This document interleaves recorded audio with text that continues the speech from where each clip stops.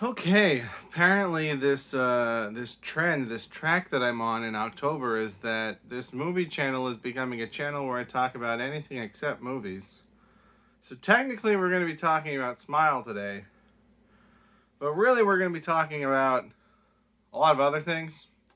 And the first thing that I want to talk about is that this movie deals heavily with suicide as a plot point and as a character point.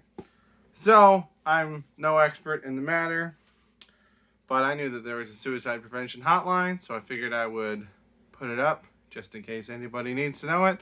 And I learned that they have changed it in the last couple years, and it's not some big long 1-800 number like I thought. It's 988. Simple and easy and short. And I didn't know that. So maybe you didn't know that either. And maybe knowing that will help somebody. So that's, from my understanding, my quick search. That's the United States National Hotline. If you have other suggestions that are maybe more specific or more helpful in your experience that you want to put in the comments below, please feel free to do that. And if I find things that I think are helpful, I will add them to the description of this video. But pretty common topic in the movie, so I just wanted to start off my video by mentioning that. Really though, the main thing I want to talk about when talking about Smile is the concept of a good movie versus a bad movie, and a scary movie versus a non-scary movie, right? Maybe we'll get into the nature of horror and things like that, but my basic question here, I'm curious what other people think. If there is a scary movie, a horror movie, a movie that markets itself as scary, that wants to be scary to the audience, can it be scary without being a good movie? Or, if its main goal is to be a scary movie, does the fact that it's scary automatically mean that it's a good scary movie? I would say no. I would say that movies can be good and scary, and they can be bad and not scary, and they can be good and not scary, and they can be scary but still be bad. And even if it's technically accomplishing its goal of being scary, it can still be bad. And that's what I think this movie is. But again, it's not like I'm avoiding talking about Smile. I want to get this groundwork laid out so you guys are understanding what I'm talking about. Different people get scared by different things, right?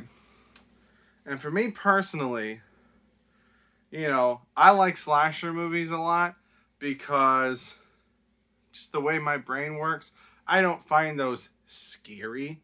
I'm not scared that Michael Myers or Freddy Krueger or Jason Voorhees or Chucky or what have you is going to come attack me, right? I recognize those as part of the movie, as part of the lore, something separate from real life. It might put me on edge for a while. It might make me wonder if I saw something out of the corner of my eye. But I'm not scared of that, right?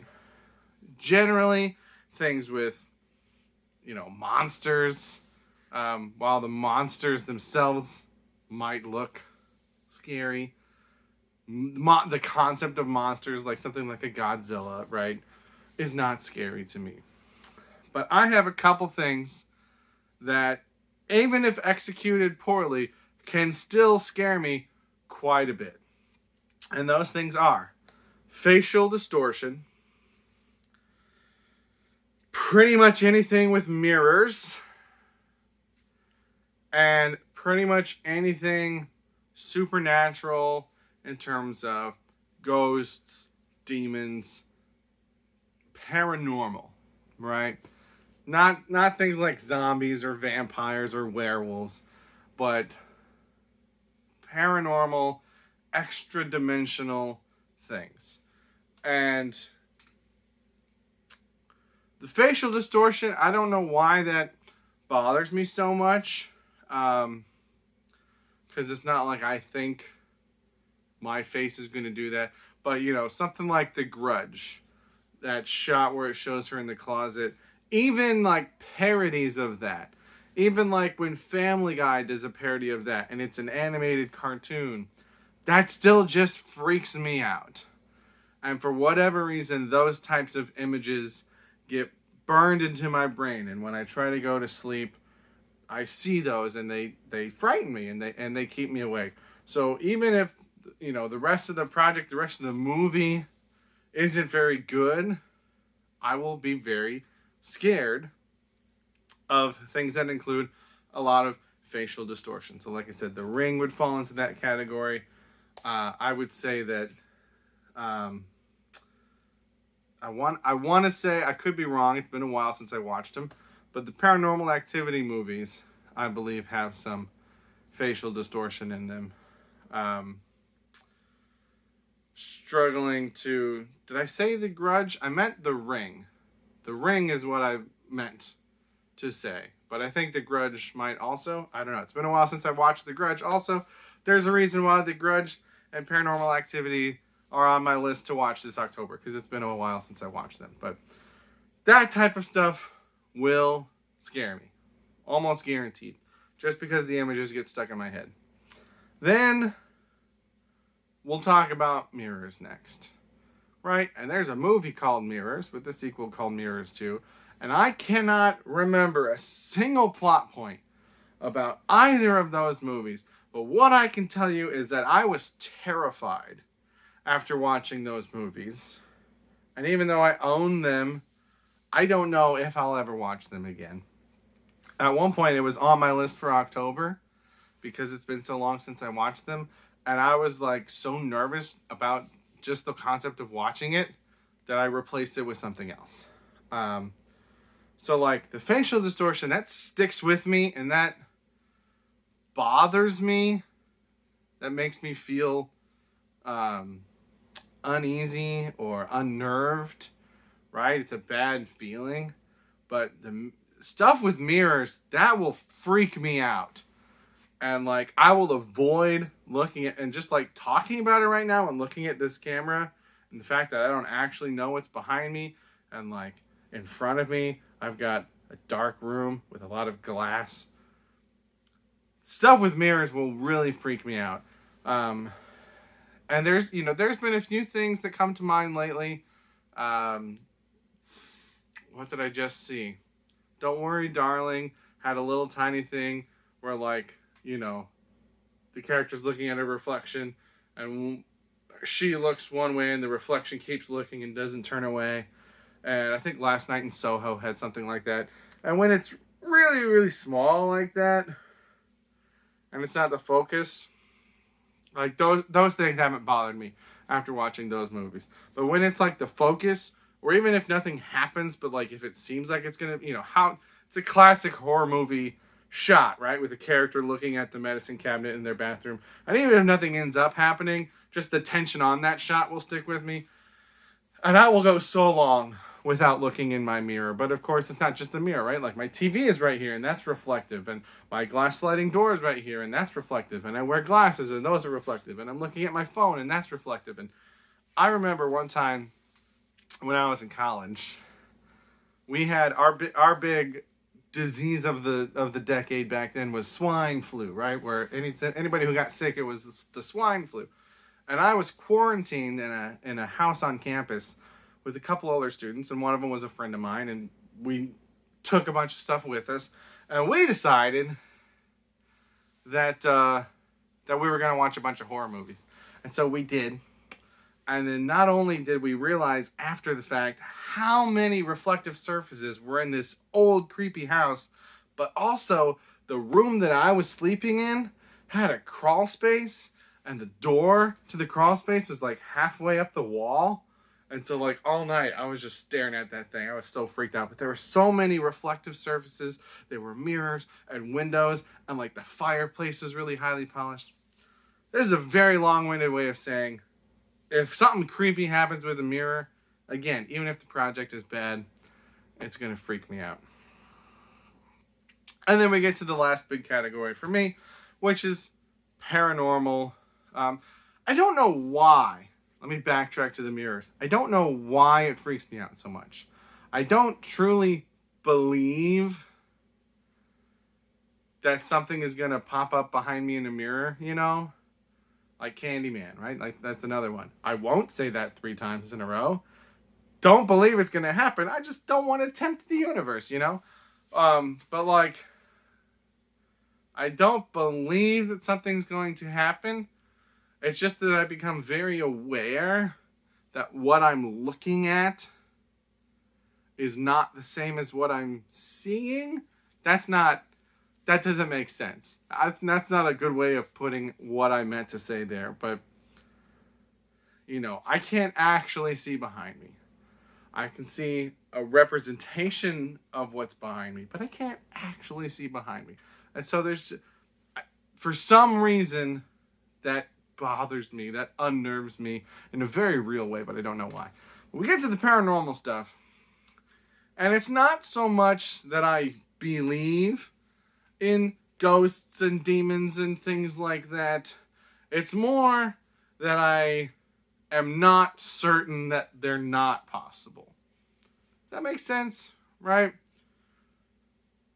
I would say, in general, at some level, I do believe in that kind of stuff.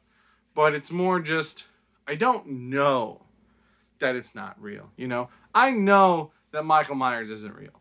I know that Jason Voorhees is a character that was created by somebody, right? I know that. I don't know that demons aren't real, right? I can be pretty confident that by now, if demonic possession was a regular thing, we'd have some pretty good evidence of it, right? I can strongly believe that it's not a thing that's really going to happen at this point in time, but I don't know that. And so, things with supernatural elements tend to frighten me quite a bit.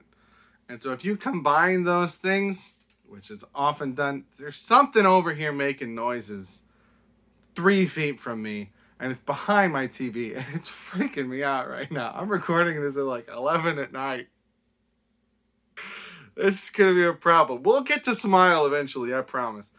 But when you combine these things, which horror movies often do, and you have some kind of demonically possessed character who shows facial distortion and something weird happens in a mirror, that is a recipe for me absolutely being horrified and absolutely never wanting to watch that movie again. But just because I get scared by something, I don't think means that it's a good movie. It can be a scary movie. It can scare me. But I don't think it's enough to make it a good movie. So let's talk about Smile. I really don't want to give anything away. The trailers show a bit too much, I think. So I'm going to say a little bit, and then I'm going to get into spoilers. I will say, I went and saw Smile at noon. Did not want to see it at night. Wanted to have a long period of time to get it out of my head, get other things that I was focusing on. Pro tip, if you get scared of things easily and you find it hard to sleep at night, I tend to use comedies to kind of cleanse the palate, as it were. For me, that's Family Guy, because that's something that I don't have to pay attention to. I don't have to overthink. It's just a bunch of stuff thrown at me that will make me laugh and make me forget the other thing. I'm not going to say that's going to work for everybody, but find a palate cleanser for you if that's a problem for you. And I have had situations where I've watched stuff even very late at night that frightened me, and a couple clips of Family Guy was able to distract my brain enough for me to fall asleep. So I saw this at noon. Intentionally did not want to see it at nighttime. And I also have a trick in the movie theater. And this is another pro tip for people that get scared from visual things. Because, like, the story's not what scares me. In most cases. I'm gonna roll that back. In cases like these movies that I'm talking about, the story is not what scares me. It's the visuals. There are certainly stories that on their own will scare me. I've read text stories with no visuals at all that have absolutely terrified me. Maybe I'll tell one at the end of this video if I remember. But when I know that certain visual triggers are going to be present, I have a trick that I use. And if you wear glasses, you can use this trick too. Because I know there are things that I don't want to see on the screen. But I also don't want everyone around me in the theater to know that I'm a little baby. So, I will position my glasses in such a way where right now I'm looking at my phone screen over my glasses. And my vision is very bad. I don't know if you can see how thick those glasses are, but I'm essentially legally blind without them. So, looking at my phone screen right now, I cannot see myself. When I bring my hands in, I can see my hands. Those are popping a lot more, the color, but my face is kind of blending in. So, like, if I move around, I can track that an object is moving. I can see that there's a white patch here, but I can't even tell what it is. I can't see the writing. This is all just a blur of color. I see something red. Oh, that's the recording indicator at the bottom of the screen. I didn't even know what it was. So my vision is very bad. But for the most part, in a movie, the things that are important are going to be very big and in the center of the screen. So usually I can make out the main shapes of the characters, right? And I can see them moving around. I just don't see any detail. So even if I'm going to move forward here, not to be a jump scare, but like even if there's a big thing like this, right? Something coming at the screen, I'll be able to tell the general goings on, but I won't see any detail. So any kind of facial distortion, any kind of mirror tricks, things like that, not going to come across visually if I'm doing my trick right. Now I was stepping it up to mode 2.0 during Smile because there was a lot where there was just one character that I was concerned about. So I was kind of like going crisscross like this, and so this side of the screen was blurry, but then I could shift my eyes, right? And then this side of the screen was clear. And I could kind of set my eyes to where I could see the clear half and I could see the blurry half, and I could follow both of those. But the overall point of this is that you can just bring that down, right?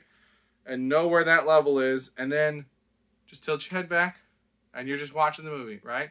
Everything's clear, everything's in focus. But if you're expecting something, you can just kind of tip your head down like that. And if it pops up, you just wait till the jump scare is over, and then you can kind of gradually roll it back. Or if nothing happens and it moves to another scene, then you can just go. And then you're not doing any of this. No covering your eyes, right? No one around you knows what's going on. You're just subtly moving that head back and forth. Sneakily being a coward. That's what I'm all about. So I was doing that a lot during Smile. So when I talk about Smile, I want to be clear and honest about a couple things. Number one, I did not see the entire movie. I didn't see every jump scare in detail. I didn't see every scare. I didn't see every iteration of what the character was seeing. And there are some things that I didn't see that I don't know that I missed, right? Because I was not watching.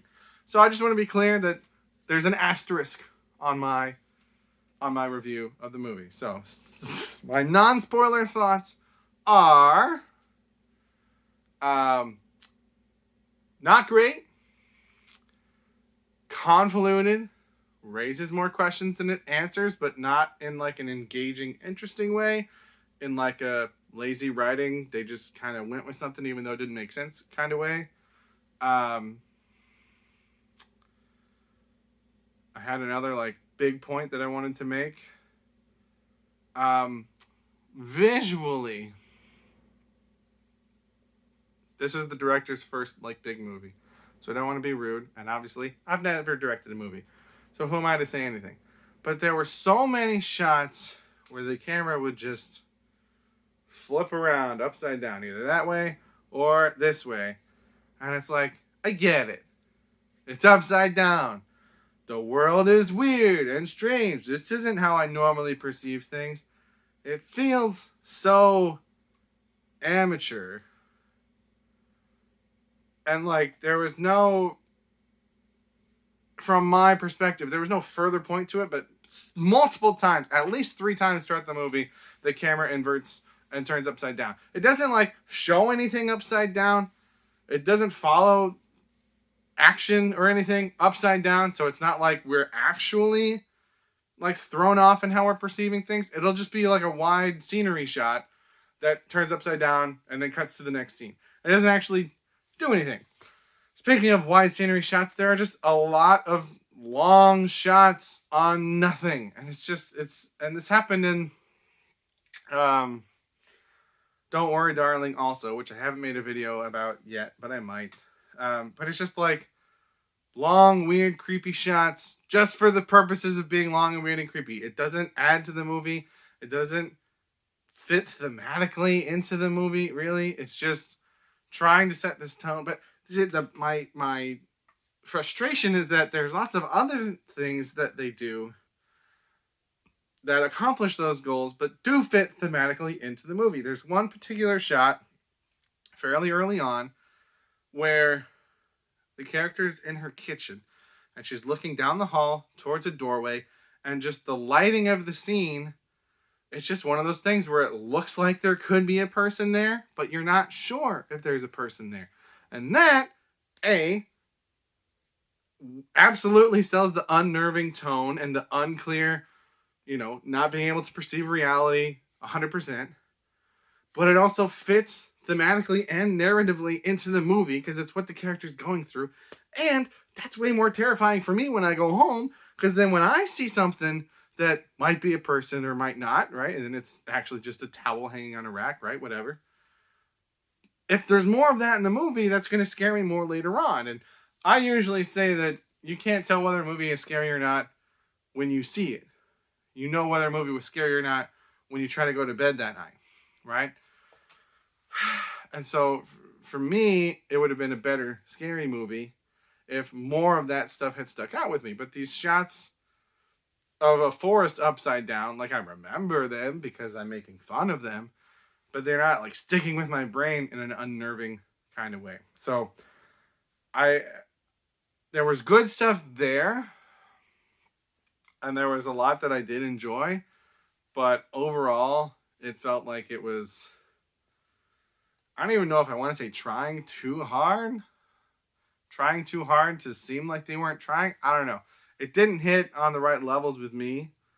So I didn't overly enjoy it. But again, I didn't see all of it. So maybe there was some really cool stuff in some of the shots that I was being a baby in. And that might have been enough to overcome it, but I didn't see that stuff. A lot of times what I will do, if there's a movie like this that I didn't see all of in the theater, if I liked it enough and I buy it and I own it and I have it at my house, when those scenes are happening, right, and I'm doing this and I'm doing this and I'm doing this, a lot of times I'll kind of like go back in chunks and I'll rewind and I'll be like, okay, I know what's coming now, right? I know this jump scare is coming, or I know this thing's coming, or I know there's going to be a creepy face there, and I can like prepare myself for it so that then I can watch through the whole thing. But I can't do that in a theater, obviously. Speaking of jump scares, there are 2 big movie reviewers that I watch on YouTube. And I saw both of their reviews of this before I went and saw it, because I wasn't planning on seeing it. I don't normally watch reviews of movies that I'm planning to see until I've recorded mine, but I wasn't planning on seeing this, so I watched both of theirs. And both of theirs mentioned the jump scares. And both of theirs kind of said, yeah, they use jump scares, but they're not as bad as most jump scares. So it didn't bother me as much as normal jump scares bothered me. And like, yeah, they're not as bad in the sense that, a jump scare in some movie will be like, a character's looking for the monster or whatever in this dark corner and a bird flies out and it like makes no sense. So there's none of like that stuff, but there's still plenty of there's a long shot and then a character moves or a character comes in from out of frame or a phone rings or there's another loud noise. And like, I don't think those are better devices, right? They're not as like narratively, they don't come out of nowhere as much as a bird that's randomly been there but it hasn't made any sound until this point. But like, I still don't think those are good. If you rely on jump scares to make your movie scary, make your movie scarier. And there was stuff in this movie that was scary. Just smiling faces. Like, it's not even distorted, but it's distorting the idea of a smiling face. And there were some smiling faces that were really, really, really creepy.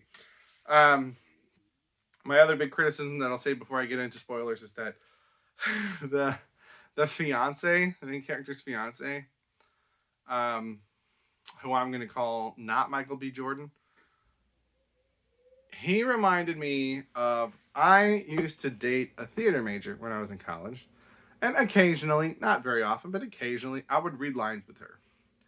And obviously, I was not putting in very much effort. I was just reading the lines. And she was putting in a lot of effort because she was practicing. And that's kind of what he felt like. Like, he was just reading the lines for the first time. He was there. He said the things. And that's about all I can say for that guy. I don't know what kind of other work he's done. He didn't impress me, though. But I'm gonna cap off my non-spoiler stuff there.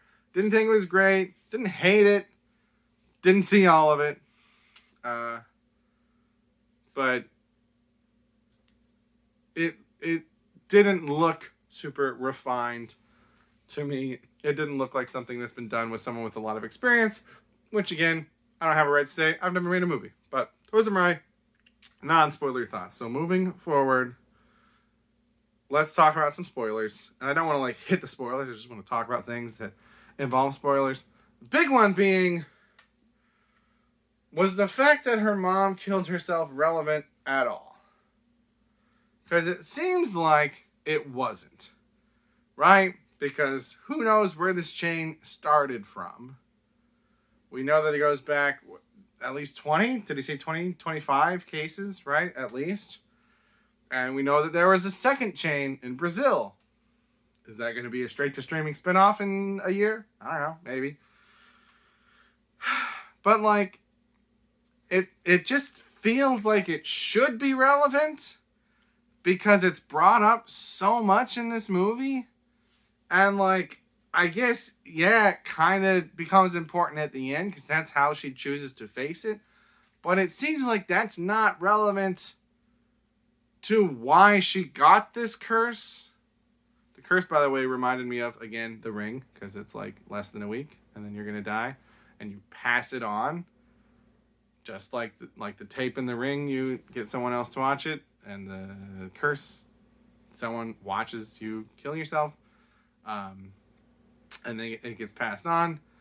And like with the ring, in order to bypass it, you have to put it on someone else. And with this, in order to not kill yourself, you have to murder someone else. A lot of similarities to The Ring. Almost suspiciously so. And there was another like big story that I thought it was similar to that of course I can't remember now that I'm trying to think of it. But yeah, this curse that's getting passed around from person to person. But yeah, it never explains how the curse started. Right? And like I guess I was expecting that because this whole time we know faster than the characters know that it's being passed on through these suicides, and we also know that the main character watched, I guess maybe I misunderstood it in the movie because the ending confused me more. But like, she didn't technically watch her mom kill herself. Unless that flashback was inaccurate, right? But her mom did something. she found her when she was still alive and then didn't help her. So like maybe I missed it. I don't know exactly what she did. So is it technically a suicide? Was it some kind of overdose? Is it a weird, if she wasn't a 10-year-old girl, it would have been considered manslaughter kind of thing? I don't know. Very confused by that. But like, in at least some form, her mother took her own life. And in at least some form, she witnessed part of that process. And it just never became part of the explanation for how or why this curse is around. And so, we don't really know what it is. Is it a demon, right? Because it's just one of those things where, because like some things you don't need an explanation for, right? Demons, we just know what those are, right? Vampires, werewolves, we just know what those are. But is that what this is? Because it doesn't seem like it. It seems like this is a very specific entity that's not mainstream. Maybe it's comes from some folklore somewhere, but it's not mainstream, at least not to U.S. audiences, at least not to me. So I kept expecting some kind of an explanation, even if it's not 100%. And it didn't come. So that was all very strange to me. Also, the fact that the main character was a therapist, was someone that knew about mental health, not actually important to the plot, right? It's like part of her character, obviously, because of what she went through with her mom. But again, that wasn't important to the plot. What happened with her mom wasn't important to the plot. And her profession wasn't important to the plot. And I would have been, I would have not even thought about it if not for the fact that if you are someone who knows about all these diseases, who knows about these symptoms and side effects that people can have, and who at the beginning of this movie is actively trying to come up with logical, reasonable, real-world explanations for what this other character is experiencing, when you start to experience those things, you've got to be more critical of yourself. Right? And like for like a hot second she is, but then right away she is defying the warnings of her boss. She is refusing to acknowledge that it's a problem. She's like, I'm fine. I can still work. I want to still work. Right? I'm not. And she is rejecting the help that her therapist is trying to give her and that her husband is trying to give her. And it's just like, even if you believe, right? I think it should have taken longer for her to truly believe in the thing that she was seeing, right? I would have liked to see more of an inner struggle of, oh my gosh, I'm seeing these things that can't possibly be real, evolving into, oh my gosh, this thing is real. But as soon as she sees her patient for the first time smiling at that birthday party, she's like all in, which that's one weird thing, right? But then also, even if you truly believe it, you gotta know that other people won't, right? And like she says things like, I'm not crazy. You keep talking like you're crazy. I'm telling you I'm not crazy. But like, that's what her patient said. And she didn't believe her patient, right? So she has to know. Do you get dumber when this curse is affecting you? She has to know that even though she understands these symptoms and she understands these real world explanations and she truly believes that it's not that, she has to know that the other people in her life are not going to get that. And you gotta be aware of that. And you gotta go about it in a different way. And let's focus on that birthday scene for a moment. Because you already know that, you should know that you're not okay. You're not in a good space. You shouldn't be going to this party. But you're going to this party. You go to this party. Turns out you killed your cat. Which, by the way, Mustache, stupid name for a cat.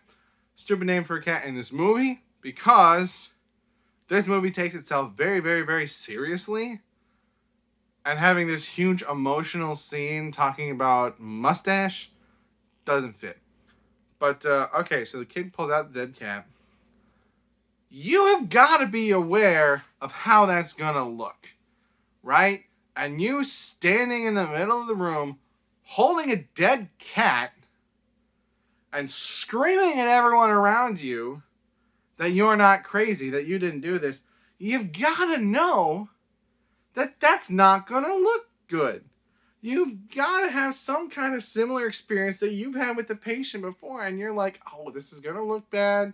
I need to approach this differently, right? I need to not cling on to this dead animal that I brought here.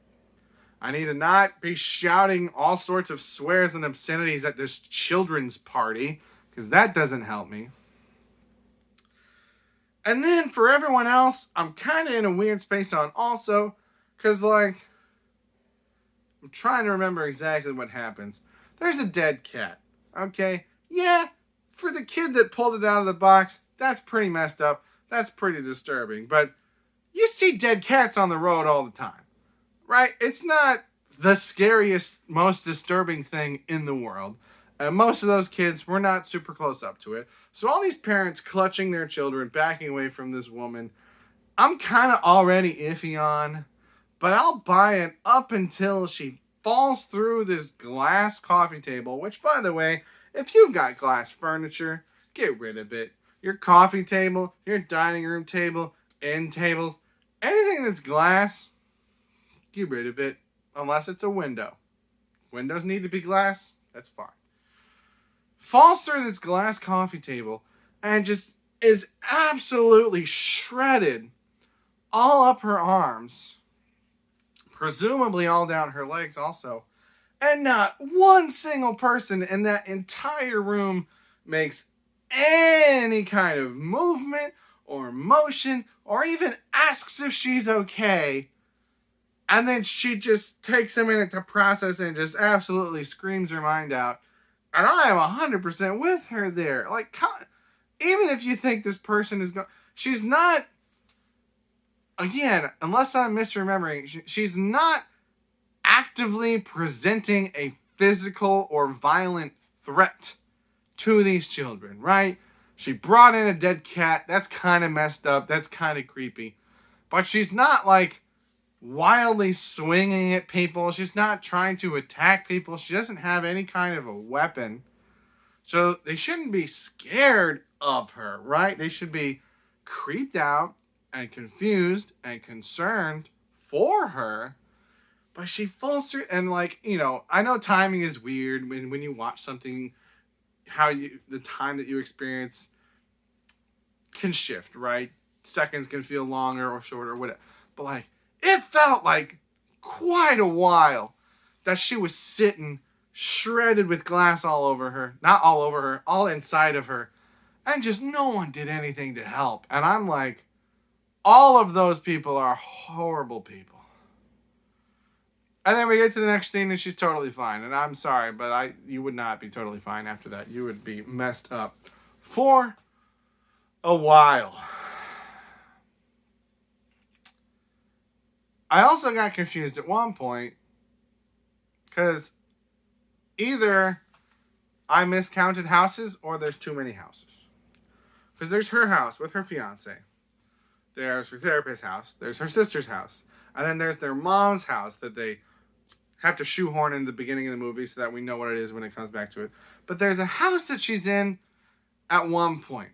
It's the scene where the therapist comes in to apologize, and then the therapist calls to apologize, and then you realize, oh, this person that I thought was my therapist is not actually my therapist. It's this monster. Is that in her house? Because that seemed to me like it was a different house, and I assumed at the time that it was her mother's house, since they had mentioned that before. And I was like, wow, the brother-in-law made it sound like it was falling apart, but this doesn't look too bad. But, like, the fiance wasn't around, which maybe he was just at work, or maybe he's just staying with someone else because he's freaked out by his wife. But I don't know. I just got the vibe that it was a different house. And then the phone rang, and I was like, it's kind of weird for the phone to ring at her mom's house. But, like, it's a landline. I guess you could have forgotten to disconnect that, right? And also, if she's missing, that seems like an obvious place that someone might check, right? If she's been. So I'm all thinking that it's her mom's house until she goes to her mom's house. And that's the one that's like falling apart and the electricity's not working because the bills haven't been paid, right? And then I'm like, what was that other house? So I'm forcing my brain to assume that it was just her house and just something weird about the vibe made me think there was a different house. But I don't know for sure. I was very very confused by all that. Then we get a bunch of stuff with her mom. And like I don't really want to get into all that. I don't know enough about mental illness or suicidal thoughts or anything like that to want to sit here talking about it on YouTube. But this is where I really started doing a lot of this. So I'm pretty sure that the creature, whatever it was, shape shifted quite a bit. I didn't see most of that. The one thing that like I did see, because I was doing my thing and I was like, I cannot tell what's going on here. So I looked up and like the creature has somehow gotten I can't even remember anybody's name. The main character's jaw wide open like a snake and is like entering her jaw, which by the way, the creature's got this big giant head. She's entering her jaw, and I saw that for like half a second and immediately went back down here. So I was like, I do not need to see this. So I don't know what other kind of weird stuff was happening there, but like none of it mattered. I'm trying to remember how it ends. So she leaves the house, goes to Kyle Gallner. Is that his name? Man, he grew up to look like a normal person because I did not think he looked like a normal person when he was a child actor. She goes to him. Turns out, nope, he's actually the monster. And also turns out, nope, she's still at her mother's house. And then he comes. So this is. I forget how she dies. But she kills herself in front of him, right? But like this is where, again, I can't put the pieces together. Because the whole movie, we're being presented with these two options. Either you kill yourself in front of someone else so that they can see it, or you kill someone else in front of a third party so that they can see it. And the whole movie, I'm thinking, just kill yourself in front of nobody, where nobody can see it. Which, again, I'm not trying to say that as a joke. I'm not trying to say that's a good option. But, like, it felt weird to me that it was never presented or brought up as an option.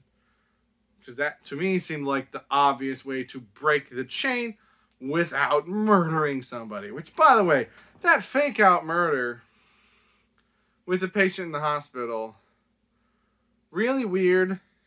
I'm going on a tangent here.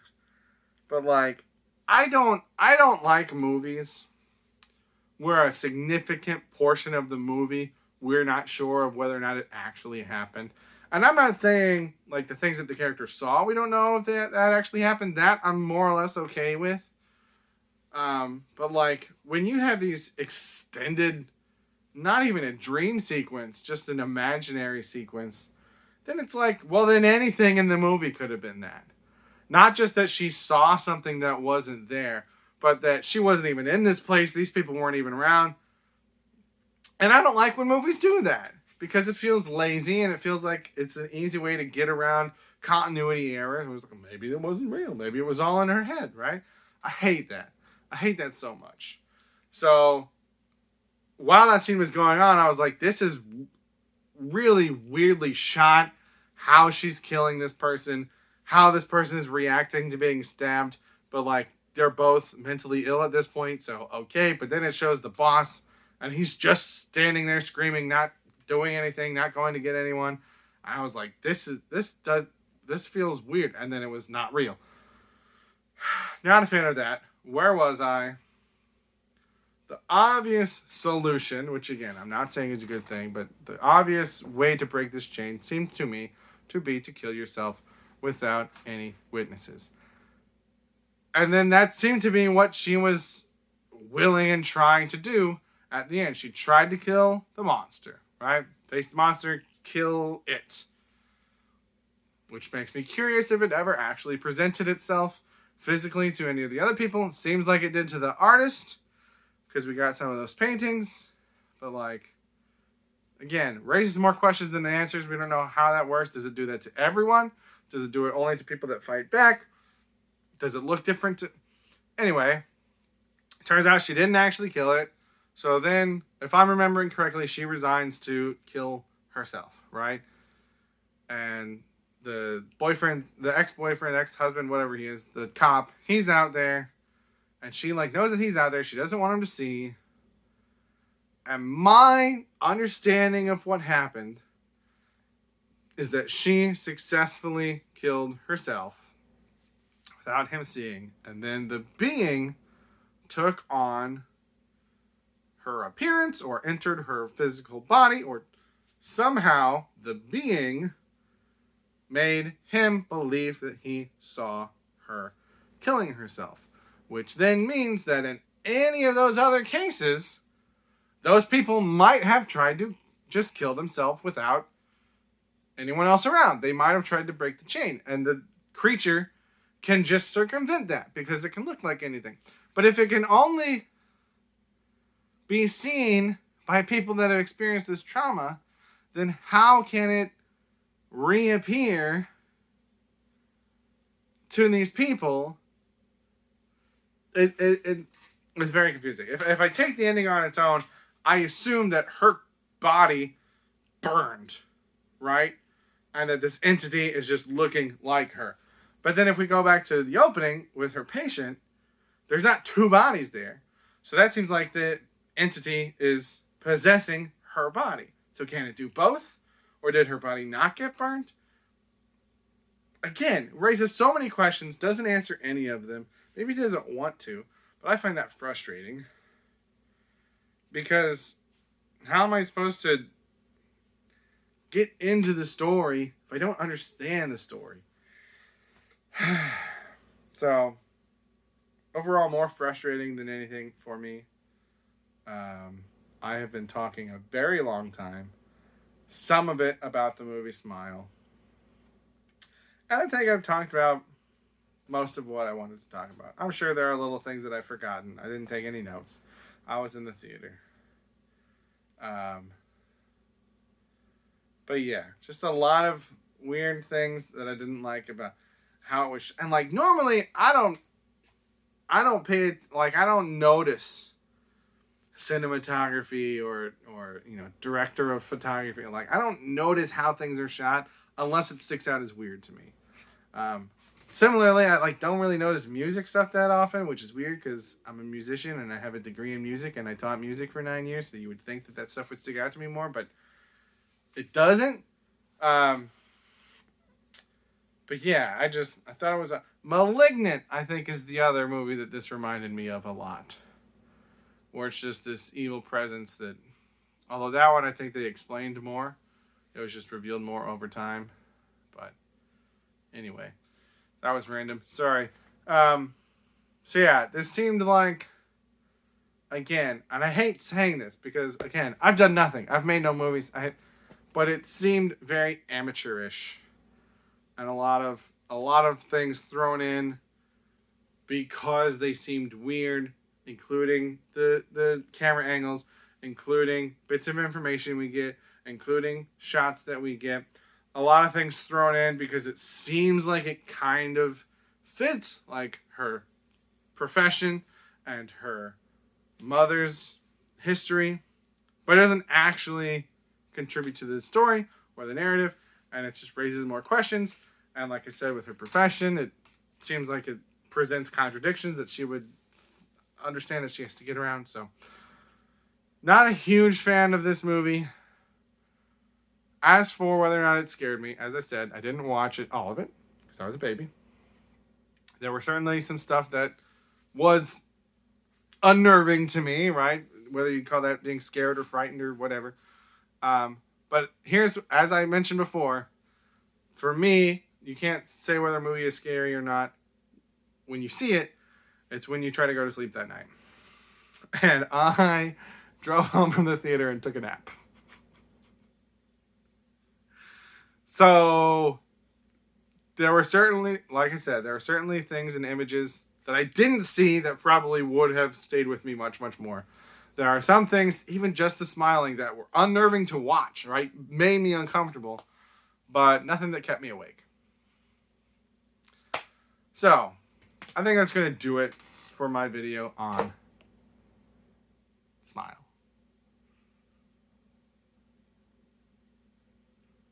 If you've seen it, let me know what you think about it. If you watched all this and you haven't seen it, thank you. This is a long one. Have a good day.